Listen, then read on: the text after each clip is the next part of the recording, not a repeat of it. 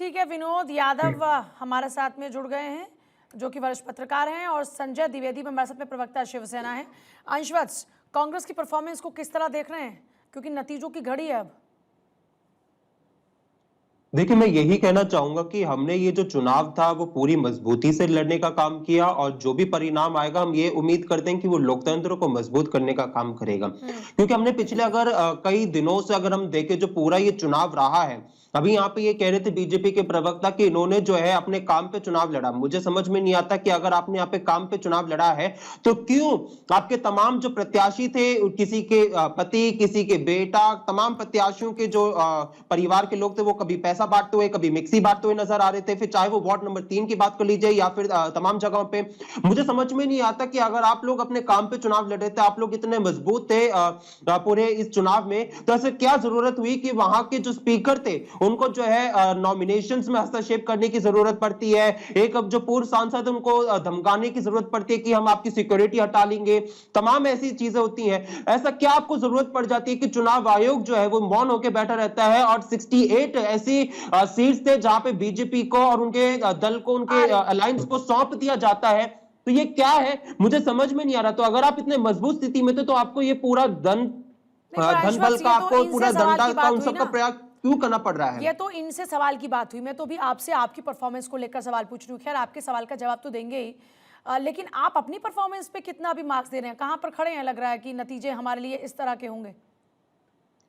देखिए, मैंने जैसा अपने शुरुआत में कहा कि हमने ये चुनाव जो था पूरी मजबूती से लड़ा। हमने, अगर मैं अपनी बात करूं कांग्रेस पार्टी की, तो हमने जो है विकास की बात की है।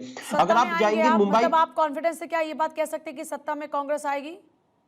देखिए, मैं जिस हिसाब से पिछले ये चुनाव को पूरा हाईजैक करने की कोशिश चुनाव आयोग ने और भारतीय जनता पार्टी ने की है, तो इससे आज जो चुनाव की पूरी प्रक्रिया पे ही सवाल उठ चुका है। क्योंकि अगर मैं बताऊं, नहीं सुन लीजिए पूजा जी, सुन लीजिए। पॉलिटिकल बात हो गई ना सर। नहीं, पॉलिटिकल बात नहीं है, सच्चाई है। अगर आप कल की वीडियो देखेंगे, कल जब वोटिंग हुई थी, तो आपने देखा होगा कि कैसे स्याही को एक मात्र नेल पॉलिश से, एक नॉर्मल नेल पॉलिश से, सैनिटाइजर से हटाया जा सकता था। ये पूरा जो है तमाम उन्होंने प्रमाणित कर दिया है। ये सारी चीज हमारे सामने। अगर कांग्रेस पार्टी ने विकास की बात की है, हमने जो है बात की ट्रैफिक से मुक्ति की, हमने यहाँ पे बात की कि हम जो है 100 से ज्यादा जो है मराठी स्कूल बना के देंगे। इन्होंने क्या बात किया है? सर, सबको अपनी अपनी मेहनत करने का अधिकार है। ठीक है, विनोद यादव जी, आप क्या देख रहे हैं? जो अभी तक एग्जिट पोस्ट देखे, क्या नतीजे कमोबेश वैसे ही रहने वाले हैं आपकी नजर में? मुझे भी ऐसा ही लग रहा है। उसके पहले मैं आपके चैनल पे एक ब्रेकिंग न्यूज बताना चाहूंगा कि लास्ट के 2 घंटे में लगभग 12% की वोटिंग हुई है। विधानसभा में जो वोटिंग हुई थी वो लगभग 7.25% थी, यानी 8% के आसपास थी।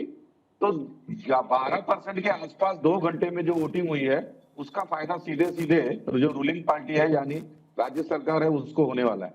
रही बात परफॉर्मेंस की, तो एग्जिट पोल के नतीजे जो बता रहे हैं लगभग वैसा ही आएगा। कुछ सीटें ऊपर नीचे हो सकती है। मुंबई में महायुति सरकार, यानी भाजपा और शिंदे सेना की सरकार बनेगी, इसमें कोई दो राय नहीं नजर आ रही है। अभी हमारे जो कांग्रेस के प्रवक्ता थे वो कुछ जानकारी दे रहे थे। वार्ड क्रमांक 3 में जो टेम्पो पकड़ा गया था मिक्सर बांटने का, वो कांग्रेस का ही कार्यकर्ता था। तो कांग्रेस की पूरी रणनीति ही इस बार मुंबई के टिकट वितरण हो, प्रचार की चीजें हो, उसमें पूरी तरह से फैल रही है। तो कांग्रेस को अब कहीं ना कहीं स्याही और इस तरह की चीजों का सहारा लेना पड़ेगा। तो महायुति की सरकार बननी है। अब देखते हैं आगे चल के 12 बजे तक किस तरह के नतीजे आते हैं। जाहिर तौर पर संजय द्विवेदी, क्या लग रहा है आपके लिए खुशखबरी है या थोड़ी चिंता की बात है? नहीं, हमारे लिए पूरी खुशखबरी है।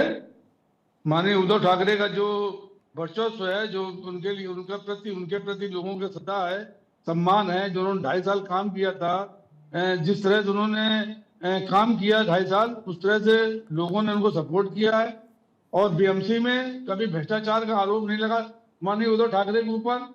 उन्होंने हमेशा मुंबई करकों लिए हमेशा सेवा की। उत्तर भारतीयों के लिए कोरोना काल में देखिए रेलगाड़ी का इंतजाम करके, टिकट इंतजाम करके उनको भेजने का काम किया। सर, उत्तर भारतीयों को तो आप लात मारने की बात करते हैं। शिव भोजन थाली देकर उन्होंने कोरोना काल में लोगों की मदद की। तो ऐसा नहीं है, जो मदद लोगों को दिखाई पड़ती है और दूसरी तरफ भाजपा झूठे वादे करती है। किसने कहा जब हम लाड़ी बहनों उत्तर भारत में हिंदी भाषियों को तो आप लोग लात मारने की बात करते हैं। मैं द्विवेदी जी आपके पास वापस लौटने पर सत्यप्रकाश के पास आऊंगा। सत्यप्रकाश, क्या तस्वीर है आपके पास? सर, मैं वापस लौट रही हूं, मैं वापस लौट रही हूं सर, एक सेकंड। सत्यप्रकाश, किसानों का ऋण माफ करेंगे, किसानों का ऋण माफ करेंगे। 30% बिजली का देखिए, कटौती आर्थिक राजधानी मुंबई और देश की सबसे महंगी बीएमसी का यहाँ फैसला होने वाला है। और मुंबई में जो 227 वार्ड है उन पर आज ये फैसला हो जाएगा कि किसका हक होगा, कौन जो है मुंबई का महापौर बनेगा। लेकिन इस वक्त हम मौजूद है मुंबई के उप जिला कार्यालय के बाहर, जहां पर मतगणना थोड़ी देर बाद शुरू की जाएगी। और यहां पर वार्ड क्रमांक 1 से लेकर 8 तक गिनती की जाएगी, जहां पर सबसे हॉट सीट कही जाने वाली वार्ड क्रमांक 2, जिसमें तेजस्वी अभिषेक घोसालकर जो आखिरी वक्त पर शिवसेना उद्धव ठाकरे को छोड़कर भारतीय जनता पार्टी से टिकट लिया और दावेदारी है ठोक रही कि उनकी जीत सुनिश्चित है। वार्ड क्रमांक 3 जो महाराष्ट्र राज्य के मंत्री हैं प्रवीण दरेकर, उनके भाई हैं प्रकाश दरेकर, जिनके भाग्य का फैसला होने वाला है। और इससे यह साफ हो जाएगा कि आखिरकार जो आंकड़े दिए जा रहे हैं कि भारतीय जनता जानकारी यदि सामने आई तो मुंबई और महाराष्ट्र की 28 महानगर पालिका में सबसे ज्यादा जो कद्दावर पार्टी के तौर पर होगी वो भारतीय जनता पार्टी और महायुति होगी। इसका फैसला होने वाला है। सुरक्षा के लिहाज से आप देख सकते हैं कि तमाम तरह की सुरक्षा यहाँ निश्चित की गई है। जो उम्मीदवार है उनके साथ आने वाले के लिए बाहर ही बैरिकेडिंग लगाई गई है, जिन्हें देखकर वहीं से उन्हें लाउड स्पीकर के जरिए, स्क्रीन के जरिए समझाने की कोशिश की जाएगी और जानकारी दी जाएगी कि आपके वार्ड में कौन कितने नंबर पे है। इस तरह की परिस्थितियां निर्माण होगी। क्योंकि दूसरा गेट लगाया गया है, वहां पर जो उम्मीदवार है उन्हें अंदर रखा जाएगा ताकि पारदर्शी तरीके से उन्हें समझाया जा सके कि जो मतगणना हो रही है वो पारदर्शी तरीके से हो रही है। इस तरह का सिस्टम यहाँ लगाया गया है। तो ये तमाम चीजें जो है आपको लाइव देखने को मिलेगा। चीजें जो है आपको लाइव देखने को मिलेगा। यानी कि सरकार और पुलिस व्यवस्था पूरी तरह से मुस्तैद इसलिए की गई है कि कोई भी यह सवाल न उठाए कि जो मतगणना हो रही है उसमें भी धांधली हो रही है। जैसा कि कल पूरे दिन स्क्रीन पर एक ही बात चल रही है कि जो इंक लगाते हैं वो इंक मिटा दी जाती है, दोबारा मतदान होता है। हालांकि दोबारा मतदान के लिए चुनाव आयोग ने स्पष्ट कर दिया है कि दोबारा मतदान नहीं होता है और उसके लिए बाकायदा एक स्क्रूटनी टीम बनाई गई, वो लगातार लोगों पर नजर रखती है, परख रखती है। लेकिन उसके बावजूद पूरे दिन यह आरोप लगाया गया। लेकिन आज फैसले की घड़ी है कि आखिरकार मुंबई का महापौर कौन होगा, मुंबई बीएमसी की सत्ता पर कौन काबिज होगा, इस पर फैसला होने वाला है। थोड़ी देर बाद मतगणना शुरू कर दी जाएगी। लेकिन जो व्यवस्था है चकाचौंध की गई है, किसी तरह से किसी को भी मौका न मिले इस पर फोकस है। लेकिन एक बार जरूर कहा जा सकता है कि जिस तरह के आंकड़े सामने आए हैं और जिस तरह से कल सुबह से मतदान शुरू हुआ, जैसे विनोद जी बता रहे थे कि कल सुबह के 2 घंटे में 12 से 17% वोटिंग होना जाहिर तौर पर यह लाजमी है कि लोग बदलाव चाहते हैं, बदलाव की तरफ आगे बढ़ रहे हैं। यही नतीजा है कि लोगों ने सुबह बढ़ चढ़ के हिस्सा लिया। हालांकि ओवरऑल चुनाव की तरफ से कहा गया कि वोटिंग प्रतिशत कल शाम तक नहीं बताया जाएगा। लेकिन जो जानकारी सामने आई है कि 53 से 54% तक वोटिंग जो है बीएमसी में हुई है, जो अपने आप में एक सवाल भी खड़ा करती है कि इतनी बड़ी संख्या में लोग बदलाव भी चाहते हैं लेकिन वोटिंग परसेंटेज कम हुआ है। तो ये भी एक सवाल है। लेकिन सारे सवालों का जवाब थोड़ी देर बाद मिलना शुरू हो जाएगा। जाहिर तौर पर सारे सवालों का जवाब अब से कुछ ही देर बाद मिलना शुरू हो जाएगा। लेकिन नतीजों में इस बार आधा से 1 घंटे की देरी हो सकती है और उसकी वजह है जो नई तकनीक का इस्तेमाल किया जा रहा है। नवीन दुबे भी हमारे साथ में जुड़ गए हैं, पॉलिटिकल एनालिस्ट। नवीन दुबे जी, वोटिंग परसेंटेज को अगर देखा जाए उस लिहाज से आपका क्या आकलन है? क्या ये बदलाव की ओर इशारा करता है? पूजा जी देखिए, 2 चीजें हैं। सबसे पहली चीज तो है कि 2022 के बाद से वहां प्रशासक रहे, उसके बाद एक लंबे समय के बाद अब चुनाव हो रहा है।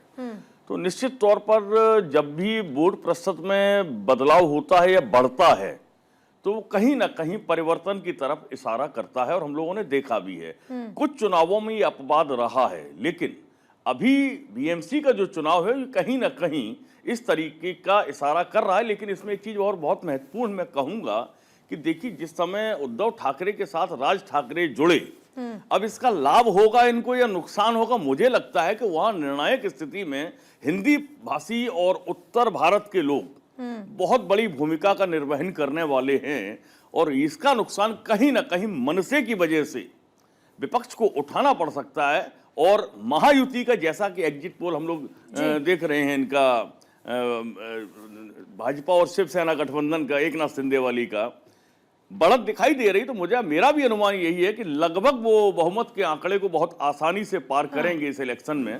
संजय द्विवेदी, इसका क्या जवाब है?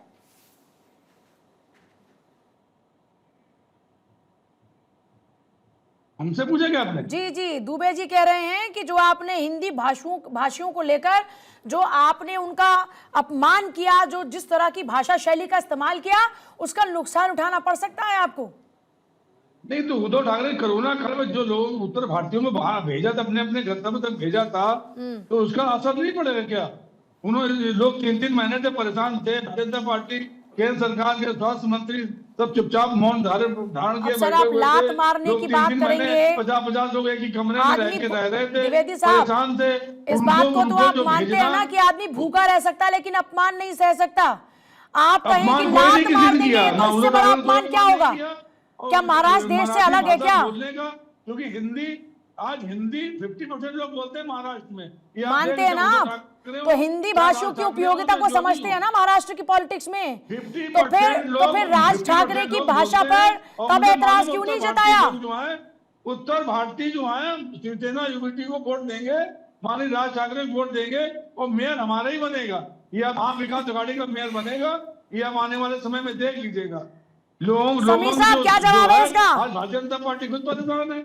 आज भारतीय जनता पार्टी खुद परेशान है। देखिए संजय भाई, रुकिए, सवाल मुझसे पूछा गया। संजय भाई, पूजा जी, मुझे तो ये प्रवक्ता कांग्रेस और प्रवक्ता यूबीटी का सुनने के बाद तो मुझे दुष्यंत कुमार जी का वो कविता याद आती है कि तुम्हारे पैरों के नीचे कोई जमीन नहीं है, कमाल है फिर भी तुम्हें यकीन नहीं है। आज देखिए, आपने जो सवाल पूछा, इनको जमीनी हकीकत पता नहीं है, इनको लोगों के मुद्दे पता नहीं है। संजय भाई यहाँ कह रहे हैं कि कोरोना काल में मदद की। अरे भाई, आपके साथी जो मन से है वो गरीब उत्तर भारतीय हिंदू लोगों को मारते हैं, क्यों वो भिंडी बाजार में जाके क्यों नहीं मार सकते?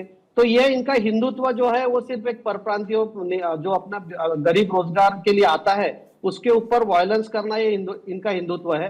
मराठी मानुस के लिए ना कुछ भी नहीं किया है, मराठी मानुस भी इनसे पूरा दूर हो चुका है।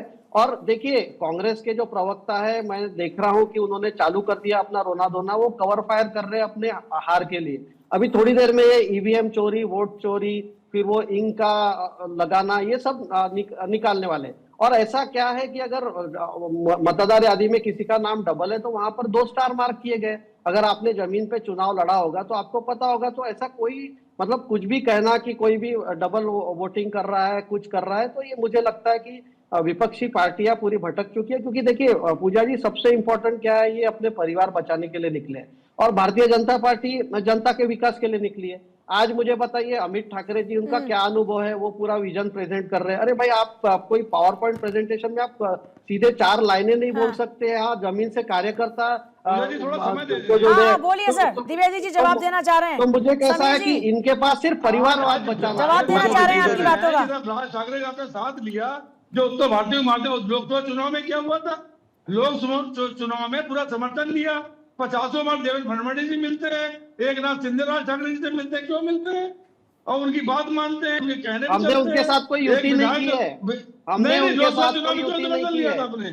अगर वो हमने नहीं, उन्होंने दिया था, हमने कोई समर्थन नहीं मांगा। वन बाय वन करके बात करते हैं ना, वन बाय वन करके बात मना कर करते हैं। देते आप, महाराष्ट्र सरकार मना कर। अरे भाई, कोई समर्थन दे रहा है तो आप उसको देने दीजिए। हम मुलाकात नहीं करेंगे, भारतीयों को मारते जल्दी से अंशवाद, हम इनसे मुलाकात नहीं करेंगे, क्यों नहीं आप कहते हैं? हाँ, देखिए, दोगली राजनीति जो दोगली राजनीति हाँ, नहीं, सुन लीजिए, जवाब सुन लीजिए। बाप का ये पूजा जी, दोगली राजनीति पूजा जी, एक सेकंड द्विवेदी जी, एक सेकंड द्विवेदी जी, ठीक है द्विवेदी जी, अंशवाद जी। देखिए पूजा जी, मुझे यही आपने पूरे चुनाव में देखा होगा, यही होता रहा है कि यहाँ पे भारतीय जनता पार्टी की तरफ से जो है ध्रुवीकरण का पूरा जो यहाँ पे खेल रचा गया था, पूरे जो चुनाव को जो है डाइवर्ट करने का काम जो है सभी ने किया है। फिर चाहे वो बात शिवसेना की भी हो, यहाँ पे जो है सबने, चाहे भारतीय जनता पार्टी ने कहा कि एक वर्ग विशेष के लोग जो है वो मेयर नहीं बन सकते हैं, AIM ने जाके कहा कि भैया जो है मुस्लिम मेयर ही बनेगा।